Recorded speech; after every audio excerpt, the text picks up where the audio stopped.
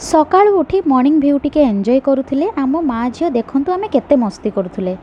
एटा सांग माने पंबन ब्रिज जोटा कि provide railway link between Tamil Nadu and Sri Lanka. बस आमर बहुत ही लेट थिला। फाइनाली रामेश्वरम रे आमको पहुँचे देला। फ्रेश ही बाहरिलु खाइबा को बुलिबा पई आसिलु रामेश्वरम रे थिबा आउ अन्य जगह को।